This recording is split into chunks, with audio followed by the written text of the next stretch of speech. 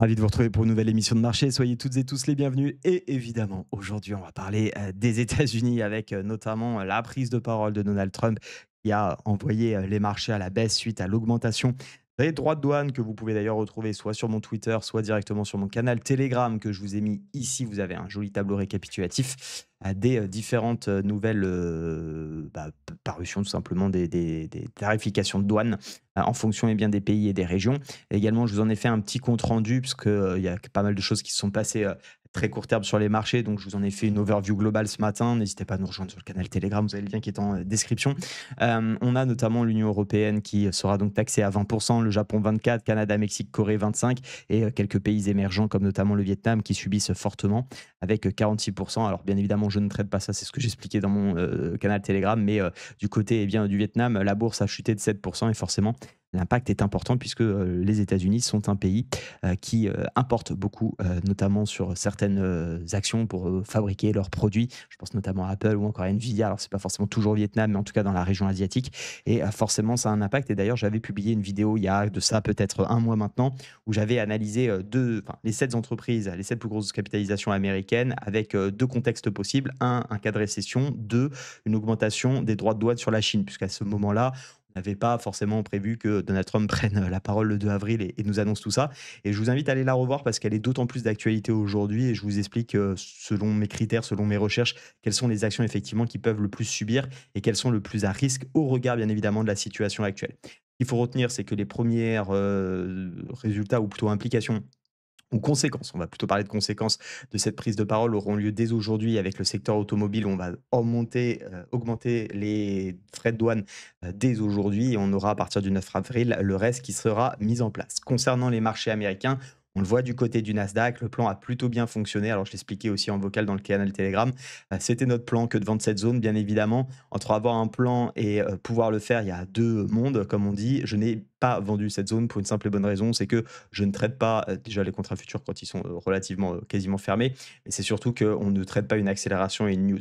Il y avait fort à parier effectivement que ça baisse, j'avais pas mon signal. On peut considérer que le signal c'est maintenant et on peut bien évidemment continuer de vendre. C'est des choses qui sont envisageables. Pour ma part, je reste bien évidemment baissier. J'avais dit, pour moi, ne cherchez pas, en tout cas court terme, j'entends bien, je ne parle pas d'investissement ici, mais ne cherchez pas court terme des achats. En tout cas, c'est pas ce que je cherche de mon côté. Chacun, bien évidemment, prendra ses décisions. On est dans une tendance baissière, hein, il faut bien l'avoir en tête. On est dans une tendance baissière. Vous suivez la théorie de dos. On a cassé les derniers points bas. On a des points bas qui sont plus bas les uns par rapport aux autres. On a des points hauts qui sont plus bas les uns par rapport aux autres. Il n'y a pas besoin d'avoir 150 indicateurs sur un graphique pour le remarquer.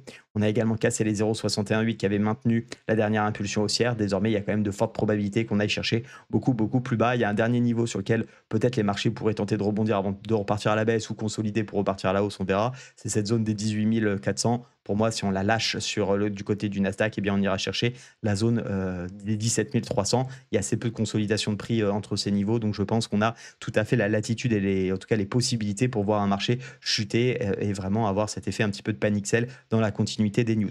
À noter cependant que bien évidemment les news qui ont, enfin l'information qui a été publiée autour des douanes va laisser place à des négociations, hein, bien évidemment.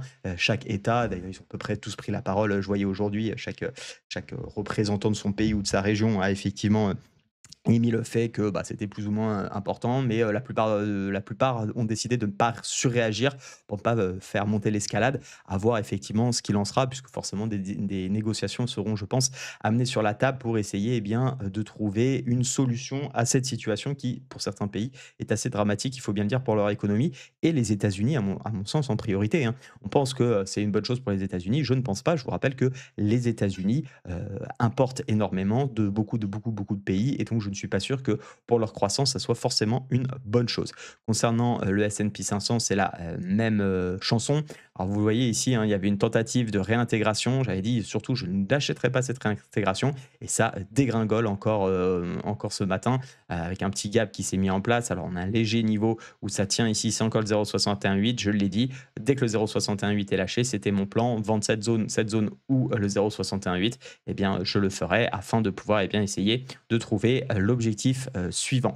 Donc on voit des marchés qui sont relativement en difficulté. Si on jette un coup d'œil rapide du côté des Européens, ça va pas forcément être beaucoup plus intéressant et pertinent parce que eux aussi subissent, hein. Forcément, ça fait un marché potentiel qui diminue et donc on a ces gros niveaux, hein, cette grosse hausse sur le DAX qui est en train de subir. On voit bien ici effectivement le retour sur le gros niveau de support qui est en train un petit peu de fléchir ce matin alors qu'on avait eu un joli rebond. Soyez extrêmement vigilants. On avait ce canal haussier qui s'est épuisé. On aurait pu y voir un range pour se dire ok, la tendance haussière n'est pas totalement terminée. Si on lâche par contre ce range, il y a fort à parier qu'on rentre dans la même dynamique que les USA. Et dans ce cas-là, l'Europe ne serait peut-être plus aussi haussière que ce qu'elle est. Concernant le gold, pour faire une très rapide overview, les marchés n'ont pas tant réagi de manière, on va dire, correcte sur ce point de vue-là. Ça reste un actif qui reste bien évidemment haussier contrairement à tous les autres. On pourrait avoir une petite correction. Je m'attends d'ailleurs à ce que le gold rebondisse aussi, notamment parce que le dollar est en train de s'écraser, hein, un petit peu face à ces différentes news. Donc, et beaucoup de prudence là-dessus. Bien évidemment, je ne partirai pas à la vente. Je cherche toujours des achats. Vous voyez toutes mes zones identifiées, sous réserve qu'on ait des jolis signaux, des jolis petits ratios risque-reward à faire. Vous avez mes zones, il vous suffit de pouvoir en profiter. Vous avez tout sous les yeux.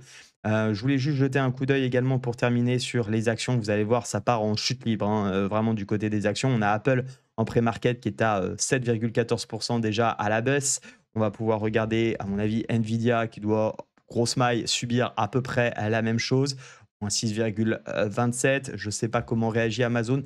J'aurais tendance à penser un peu moins, mais j'en suis pas convaincu. Non, pas du tout. Moins 6% aussi. Bref, on voit que effectivement, ça corrige très fort. Les cours de clôture ont été à 196 hier et on est aujourd'hui, enfin en tout cas, on a une ouverture à 184,06 du côté d'Amazon. Donc vous voyez, il y a un gros delta, une grosse ouverture à la baisse qui va se faire. Il faut être extrêmement prudent. Si vous n'êtes pas à l'aise avec cette grosse volatilité, attendez que ça se consolide un peu, attendez que ça soit un peu plus clair. Si vous êtes déjà dans vos trades et que vous avez des setups qui sont baissiers, maintenez-les. Je pense que vous avez le fondamental avec vous pour le moment en tout cas.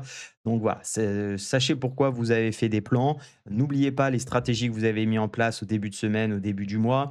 Ça vous permettra d'être beaucoup plus à l'aise. Évitez de savoir exactement ce qu'il faut faire aujourd'hui. Personne ne le sait. Il y a des directions effectivement qui sont plutôt orientées à la baisse. Maintenant, chacun est libre de prendre de poser ses propres réflexions et d'avoir ses propres plans.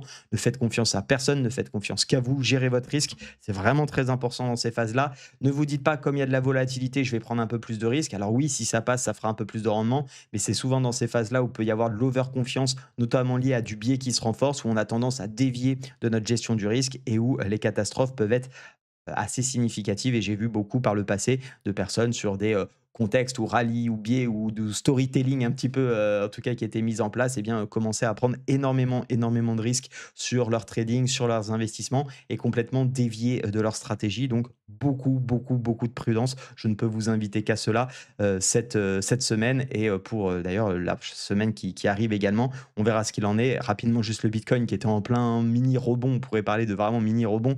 On avait eu un joli niveau qui était en train de consolider. En fait, il se passe pas grand-chose, hein. On va encore nous dire: «Ah, le Bitcoin n'arrête pas de plonger, arrête pas de plonger». Bon, pour moi, ce qu'on observe, hein, c'est tout simplement, on est dans une sorte de plus sorte de triangle ici un petit peu, de contraction, de consolidation. On peut y voir un triangle, on peut y voir ce que vous voulez. On peut y voir bien évidemment un range aussi. Ce qui est simple, c'est que tout simplement, on a un niveau ici sur les 80 000, grosse maille qui tient, un niveau sur les 90 000 et depuis un petit moment maintenant, on fait le ping-pong dedans, depuis un peu plus d'un mois. Tant qu'il n'y a pas de résolution de ce range, je ne vois pas grand-chose à faire. Moi, je vous laisse avec une vidéo que je vous mets, vous pouvez cliquer directement dessus, qui est cette vidéo. Je vous invite fortement à aller la voir, ça peut vraiment vous aider pour notamment ceux qui aiment la partie bourse et investissement sur ces 7 valeurs. Je vous souhaite d'être prudent sur les marchés et à très vite. Ciao.